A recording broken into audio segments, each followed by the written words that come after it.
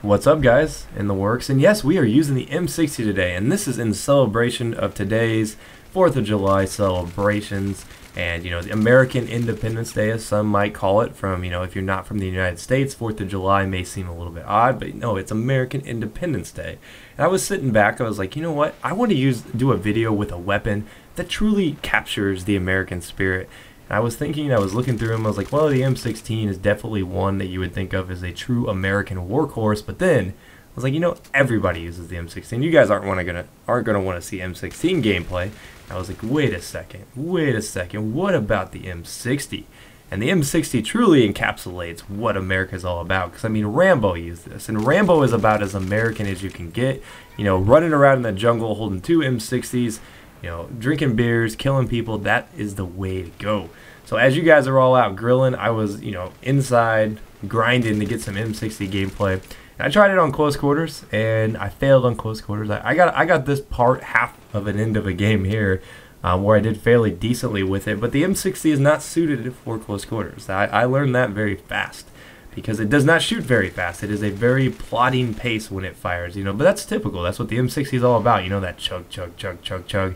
And really, that's what makes the pig the pig. It is the M60, it's known for its low rate of fire, it's high power hitting, but high capacity type weapon. And that's what it's good for. It's good for taking out a lot of people with one belt of ammunition, and that's what a lot of people in Battlefield 3 love it for. Just the fact that it is so easy to just bipod up and just hold down an area with the M60, because even though it has a substantial recoil, almost all the belt-fed LMGs have a really bad aimed accuracy. Like when you fire at people, you're sitting there, you're unloading, and you're like, why am I not hitting this guy? Until you realize that it's just the aim accuracy on these things is just so poor.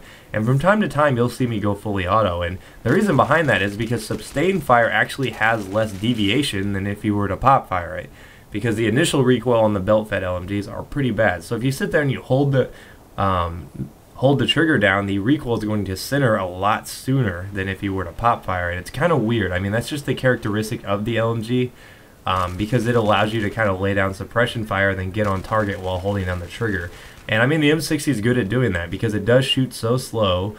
It's really easy to just sit there and unload into an area when no one's even there and just keep them suppressed. So that's the one good thing about it. A lot of people don't like the M60 because even though it does do a lot more damage than the other high fire rate LMGs, but other than maybe like the PKP and the 240 Bravo both do the same damage, it kind of lacks the rate of fire, and a lot of people don't like that. A lot of people act like the M60 is like a, I don't know, they act like it's like something wrong with it, like they can't use it, because you don't really see a lot of people use the M60.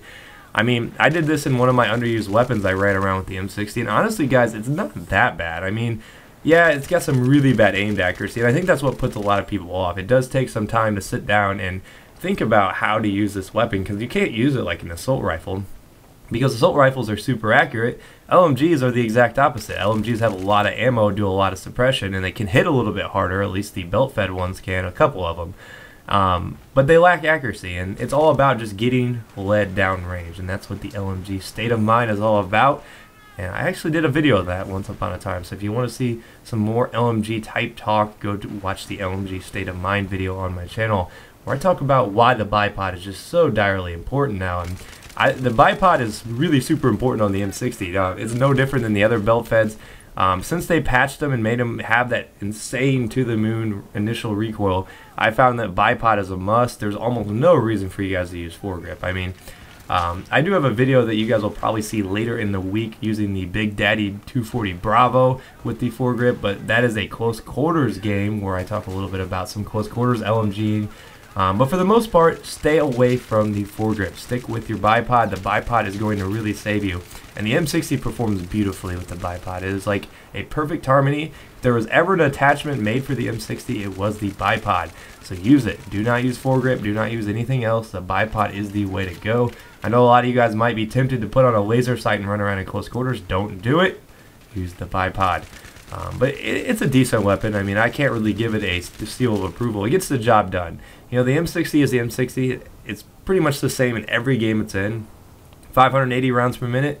It's a heavy hitter, but it's inaccurate and it has a lot of recoil. That's just just the way it is. And if you don't like that, you're probably not going to like the M60. But if you want to take the time to sit back and master this thing, you will, you will be rewarded with a weapon that really knows how to lock down an area, because there is not a weapon in the game that can hold down a corridor as good as the M60. So hopefully you guys enjoyed this. Have a good 4th of July, and I will see you guys next time. Peace.